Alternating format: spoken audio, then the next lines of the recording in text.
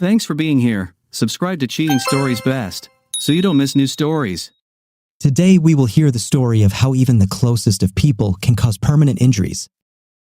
I was alone for a very long time after I divorced my first wife. We didn't live together long, but we had a son who lived with me and her. Time passed, my son grew up, and having graduated with honors from school, he decided to go to study in England. He successfully applied and flew to another country. After we said goodbye to him at the airport, I called my friend Frank and invited him to the bar to celebrate. We took our seats at the bar in low chairs, and the bartender immediately served us, pouring us a shot of whiskey. "Well, Jake, here's to your son." Frank said a toast. "Yeah, he's a smart kid." "Why haven't you got your life together yet?" "I don't know, Frank. It was important to me to get my son back on his feet." "Well, he's on his own now." "Oh, look, they're at the edge of the counter. I think they're looking at us." He noticed two young women, also two of them sitting at the counter having a drink. I looked at them. Yes, they were cute, but I wasn't in a hurry to get involved with anyone. Frank called the bartender over and asked him to pour the girls a cocktail each. After they got their drinks and found out from the bartender who had treated them, they moved closer to us. Frank was more relaxed and immediately struck up a conversation with them. He had his pick of the busted blonde, and I was paired with the more demure brunette Grace. She even seemed prettier to me than Frank's date. Grace and I got to talking while the two of them went dancing after drinks, and she was good-natured and had a good sense of humor.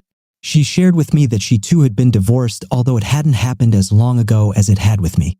As we continued to chat, it turned out that we had a lot of common interests. After the bar, I offered to walk her home, and she gladly agreed. "Why don't you come in for a cup of coffee?" she suggested when we were outside her house. "It must be late." I hesitated. "Let's do it another time." I didn't want it to be a one-night stand. I really liked Grace. I hadn't felt this way about a woman in a long time. I wanted to go out with her again. We exchanged phone numbers, and I invited her to meet me the next day at the park for a walk. She willingly agreed, and our meeting ended with a sweet kiss. We've been dating ever since. Frank and his blonde broke up the very next morning, and Grace and I plunged into a romantic relationship like high schoolers and soon decided to get married. I was glad about this course of events. I liked Grace, my son was doing well, Grace had moved in with me, and the house was much cozier with her arrival. The 3 years just flew by unnoticed.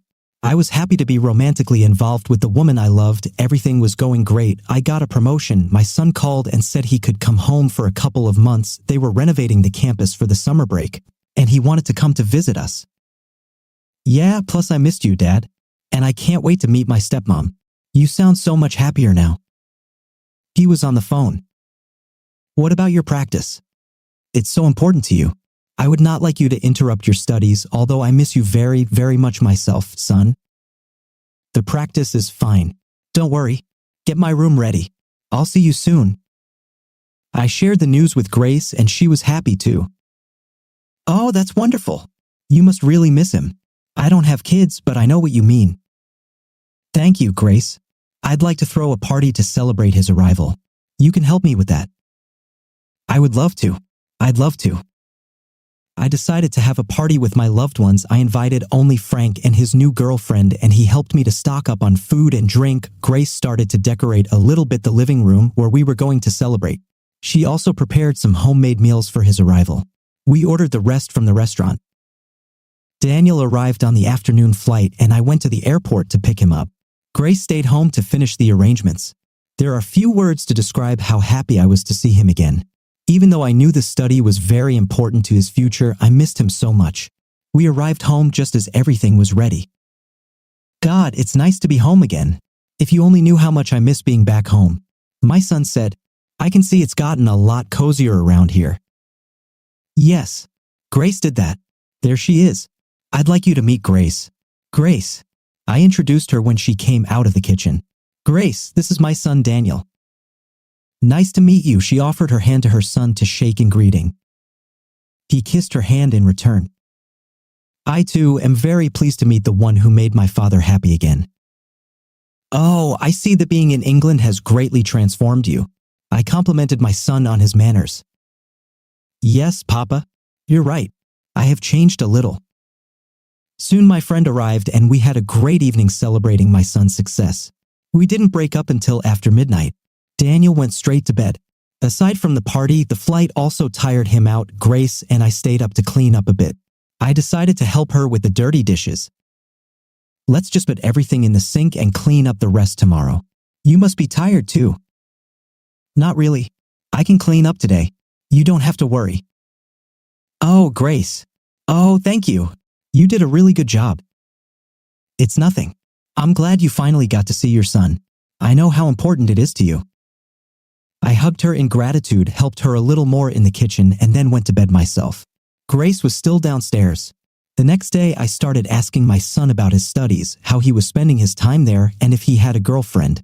He answered some questions right away, and some he was reluctant to answer. He said that his studies were going well. He was busy all the time in class and in practice. Sometimes he went out for a walk with his friends. Why are we always talking about me? Tell me, how did you decide to start a family again? He decided to change the subject. It just so happens that we met. Yeah, Grace is very nice, but you'll always be my favorite son. But I won't call her mom. He smiled. Oh, son, I'm so glad you finally flew in. I'm even glad your campus is getting renovated. Oh, Dad, I almost forgot. By the way, about that renovation. The administration is asking students to donate some money to help make the renovations even better. Yeah? How much do they want?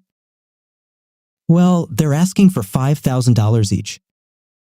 To be honest, I was surprised by this information. I did not think that the funds for repairs will be ripped off from the students. And the amount is not small. But my son was my favorite child and I spared nothing for him. I agreed to give him the necessary amount. Satisfied with my agreement, he decided to go for a walk. A month passed. My son and I spent days together, and in the evenings he went out to clubs so he wouldn't miss the opportunity to have fun with young people. I hoped he would meet a girl during that time because he said he wasn't in a serious relationship in England.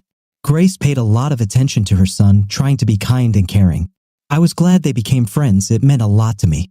My son also wanted to visit his mother, but I told him that she had gotten together with someone almost after he left for England and had flown off to Italy with a new lover herself.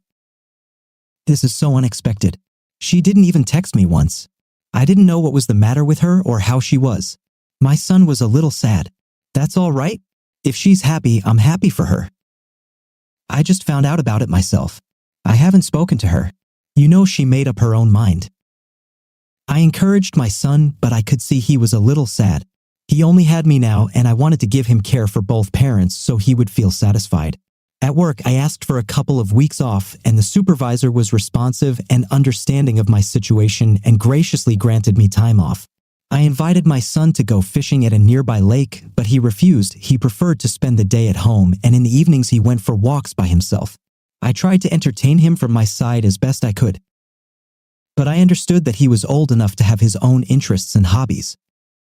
One afternoon, when I was home alone, the doorbell rang, and when I opened it, there was a delivery man standing on the doorstep.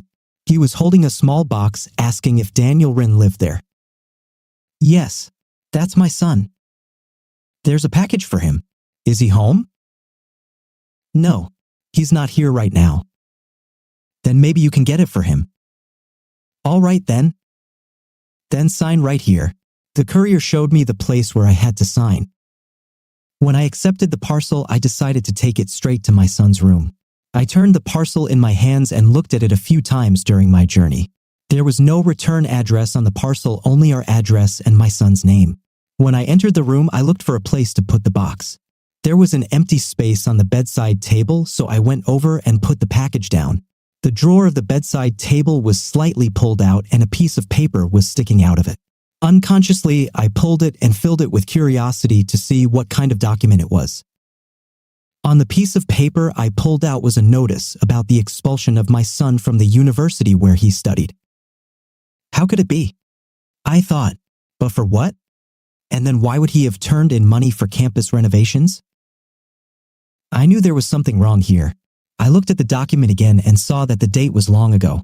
I realized that my son had already been expelled a year after enrolling. But where was he then? Maybe he was in another school and he just did not want to tell me not to disturb me? A lot of questions immediately settled in my head. I intended to talk to my son as an adult. Even if he was at another university, I could understand that. But why was he so hesitant to tell me about it? I wanted to put the document back and open the drawer. There I saw a small paper bundle. Feeling a sharp inner excitement, I took out the bundle and opened it. There was a transparent bag of weed and some pills. It took my breath away from what I saw. Could it be that my son was using drugs? But how? I couldn't see anything on him. He looked like his usual self and he didn't complain about his well-being. What if he was dealing? I knew that if I asked him, he wouldn't tell me anything willingly. After putting everything back the way it was, I decided to follow my son in the future and find out what connected him to drugs. But on the first night, both he and my wife noticed my excitement. No, it's all right. It's just that you, son, are going away again soon, and I won't be able to see you again for a long time. Don't worry, Dad.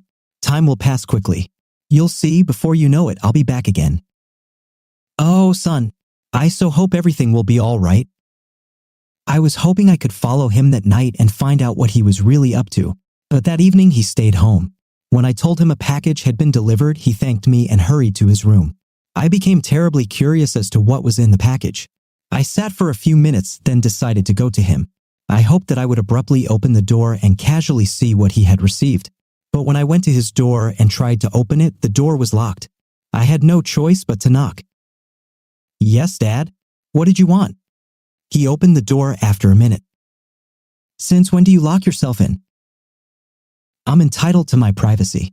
What did you want? Nothing in particular. I just wanted to ask if you'd like to have dinner and what you'd like. While I was asking, I tried to get a glimpse of that mysterious package, but I couldn't get anything. I don't care what you cook, that's what I'll have. I'm sorry, I need to be alone. He closed the door in front of me. Left with nothing, I went back to the living room. The next day, I saw that Daniel was going somewhere. I didn't ask him too many questions, just said good day. And when he left, I surreptitiously followed him. I followed him for a while, remaining unnoticed. After a few blocks, he went into one of the clubs that was still closed to the public, but he soon came out of there and drove on. Soon I saw that he had arrived at the hotel where Grace worked. I followed him, and after paying the concierge, I found out where my son was headed. He didn't tell me much, of course, but I learned that Daniel had come to see my wife. I asked where exactly she might be, and the concierge confessed which floor and which rooms she was supposed to be cleaning at the time. Without wasting another minute, I hurried after him to find out what was going on. As I walked down the corridor, I listened to the doors near the designated rooms, and soon, behind one of the doors, I heard familiar voices. I did not knock and sharply kicked the door, causing it to swing open. I saw a picture that put me in a kind of shock. I saw my wife lying in bed with my son half naked. T-Hay both stared at me with surprise and fright. On the nightstand beside the bed, I noticed the same bundle that was in Daniel's room. Jake? What are you doing here? Grace asked, frightened, covering herself with the bedspread. Dad? What you're doing here? Asked son, also surprised. Now the family is gathered, so that's where my money is going. Are you into drugs? Dad, no, it's just to relax. I see you relaxing here. Jake, Grace tried to argue. Shut up, fool. How could you? He's like a son to you in age. Are you? Is this how you repay your father for his love and care? Daddy. Don't you dare. You're not my son anymore. I know you were expelled. Why didn't you come back then? Why didn't you say anything? All right then. Yeah, I got expelled. I joined a local gang there and got accepted. I had a good time there. Till I owed some money. You bastard. I went up to him and pulled him off the bed. I wanted to give him a proper beating, but I'd never laid a hand on my son before. Remembering how my father had beaten me as a child, I just couldn't hit my child even though he had betrayed me in the end. Grace, seeing my anger, wanted to run out of the room, but when she reached for her clothes, I wouldn't let her take her clothes and put her out in the hallway with no clothes on. Run, run. If I catch up with you, I'll kill you. I shouted. Grace was frightened and ran so naked she was seen by several of the tenants who peeked out into the hallway at the noise. I didn't care what they thought. I was once again disappointed in a woman's loyalty. Later, I kicked them both out of the house. I made my son go to the police and turn in his drug dealer, then put him in the hospital for drug treatment. Frank told me about Grace later, telling me that after that incident she was dishonorably discharged and left town. The fate of this fallen woman is unknown to me. What do you think of this story? I feel insanely sorry for the main character because he was betrayed by his own son and wife. It's terrible. And the next story will be about a woman who wanted to deceive her husband but did not know that he had a backup plan. I have always wanted to have my own production. In my perspective, I considered the production of furniture. I didn't have the money to create a successful business and I didn't try to get into loans. I decided to start with the simplest. I learned about the most popular options and tried to make something similar in my garage. After some time, I began to succeed not only in making high-quality things, but also in successfully selling them. At first, my customers were acquaintances who liked my products. I did not make a big markup in order to collect as many potential customers as possible who shared information about me with their acquaintances and relatives. I combined metal structures and wood in my creations. Reliable, simple, and stylish interior attributes were obtained. These were small volumes because I worked alone, investing a minimum of funds. Gradually, I increased the volume of my production. I tried not to waste the money I got. I bought new equipment with this money in order to expand my capabilities. When I was already sure of the minimum turnover, I already rented a larger room and hired several employees, thus increasing the turnover. I was passionate about my business. The thought warmed my soul that this was my own business which brings profit, albeit a small one. Unfortunately, there was almost no time left for my personal life. I worked hard to reach certain heights in my business. Yet my personal life was not completely hopeless. Once I was invited by my friend Simon to his birthday party. The celebration took place in a rented large house with a large terrace. Simon liked to take walks in a big way. There were quite a lot of people here, but one blue-eyed blonde caught my attention. "Simon, tell me please, what kind of girl came to you for the holiday?" "You must be talking about Stacy. What, did you like the beauty?" "I was hoping you would meet her. She recently moved here and now she works with my wife." Simon replied with a smile. "Yes, the girl is very interesting in appearance." I quickly answered. "Well, so what are you losing? Come and meet." "Simon, you know that I'm not very good at getting to know each other. If I have a convenient moment, then I'll get to know each other." "You will walk alone until old age." "Stacy, can you come over here? I want to introduce you to my friend." Simon said and beckoned to Stacy. "Meet my friend, Billy. A very hard-working person. I've known him since school. He's a flink guy. He always keeps his word. A real prince, only without a horse." Simon jokingly introduced me. "Simon likes to talk a lot. Your name is Stacy. Did I hear you right?" Embarrassed, I turned to the girl. "Yes, exactly. Nice to meet you, Billy." Stacy looked at me with a smile. I don't know how I did it myself, but Stacy was surprisingly easy to communicate with. She was a truly extraordinary girl who I liked more and more with every new minute. I literally drowned in her big blue eyes. But we didn't get to talk for a long time. "Stacy, did something happen?" I asked anxiously, seeing Stacy's worried look. "I urgently need to go home. My father is not well and no one is around. I tried to call a taxi, but no one wants to take an order here, or they offer to wait a very long time. And everyone here is already drunk. No one can take me home. So I don't know what to do." "Stacy, don't worry. I came by car. I can give you a ride. I'm not a big fan of alcohol, so I'm sober today." "So give you a ride?" "Billy, you're just incredibly helped me out." Stacy answered briskly. We quickly got into the car and drove to Stacy's house.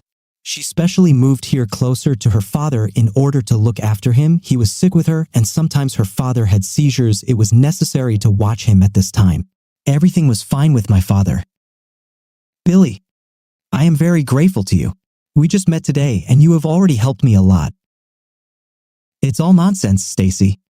"Contact." I answered. "This is not nonsense. Billy, I owe you at least coffee. It's just too late today. How do you feel about meeting tomorrow for a cup of coffee?" "Stacy, that's a great suggestion. I will gladly agree." The next day we met again. The day was sunny but not hot. The weather was perfect for a walk. We laughed a lot and talked without awkward pauses. A slight wind slightly developed her wavy hair, from which it was hard for me to look away.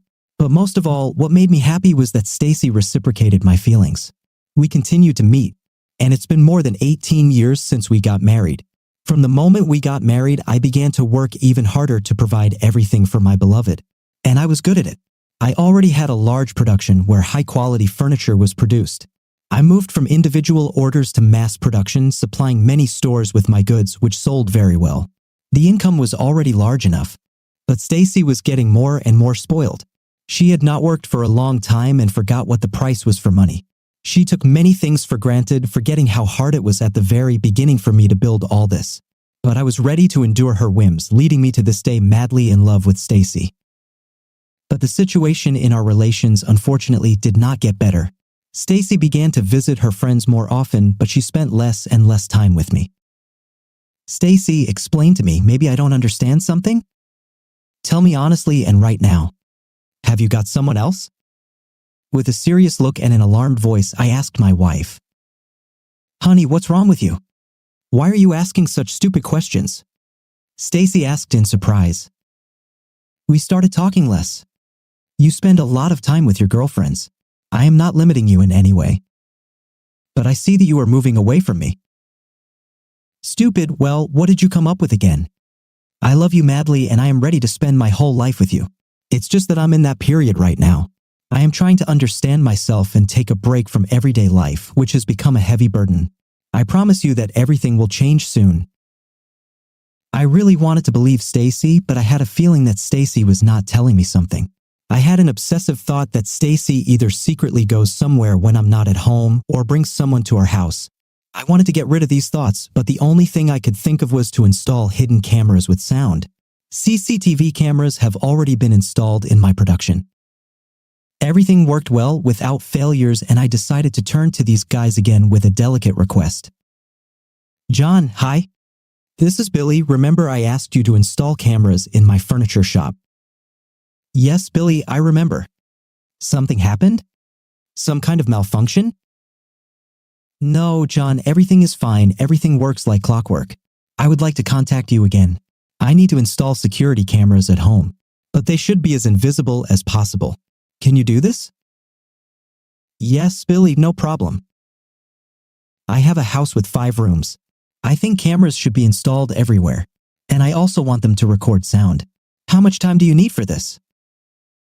I think we can do it in a day. It would be great. Then I'll call you a little later, agree on a specific time. I knew that Stacy was going to go away for a couple of days to her sister. It was the perfect opportunity to install hidden cameras without her knowledge. John came with his team of specialists, and they did it in a day. I had remote access to hidden cameras in my house right on my phone.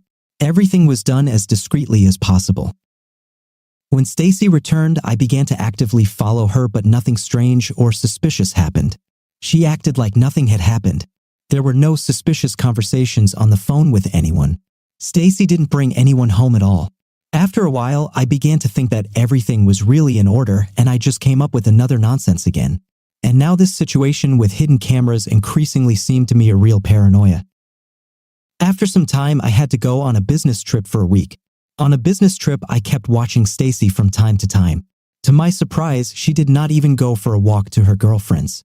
She was at home most of the time. And suddenly I got a call from my friend, Charlie. Billy, hi. Hello, Charlie. Glad to hear you. And you friend. Listen, why didn't you contact me right away if you wanted to rent a house? Charlie asked me. In what sense? I wasn't going to rent a house. What are you talking about? Well, how? I saw Stacy 10 minutes ago near a small suburban area. I was driving nearby and I saw Stacy with a realtor. I no longer interfered. But I know this realtor, he works for my competitors. His prices go through the roof, but I could offer much more favorable conditions. I'm sorry, Charlie, but I really wasn't going to rent a house. I'm on a business trip right now. Then it's very strange. Well, anyway, let's meet sometime, have a drink, like in the good old days. All right, Charlie. See you when I get back from my business trip. Charlie's words alarmed me insanely. Perhaps he was wrong? I saw Stacy on the video. She was at home and did not go anywhere. I rewound the video to the moment when Stacy was allegedly not at home. In the video, she was cleaning at the time. I stared for a long time and drew attention to the included TV. The cameras shot with good quality. I zoomed in and saw that the news was on TV. You could see the date in the corner of the screen, and the date was old, a few days difference. This just shocked me. I thought there might be something wrong with the live footage. Maybe the memory card where everything was saved failed. But I didn't find anything. And then I started looking at other videos and was amazed. These were pre-recorded videos that were cleverly slipped to me under the guise of real time. But why? What was Stacy hiding? I called another friend, Mason. He was familiar with people who set up surveillance of a person. Mason put me in touch with these people and I asked them to start following my wife as a matter of urgency. I got the address from Charlie of the house where Stacy went, then I gave the address to the guys who will be watching my wife. I managed to do all this in a couple of days while I was still on a business trip. I transferred a large advance to the guys so that they immediately set to work. By the end of the week, when I was supposed to be returning from a business trip, they gave me a video. I eagerly turned on video recording on my laptop. I saw Stacy talking to some guy in the same house that Charlie told me about. Stacy, baby, why are you so worried again? I'm worried that we won't succeed. Honey, calm down. Your dumb husband doesn't even know that you know about hidden cameras at home. The video is well edited. He will not understand that this is another recording. For him, you are an obedient and faithful wife who is waiting for him at home. Even if we didn't succeed, I would provide for you for life. Soon my accounts will be unfrozen and I will show you life much brighter. We will travel around the world. But first we need to rob your husband. We can do this. Don't even doubt it. This redneck should be behind bars. All his estate will go to you. We'll sell everything to hell. You will be very rich. The plan is very good. We'll frame him and your husband will go to jail for a long time.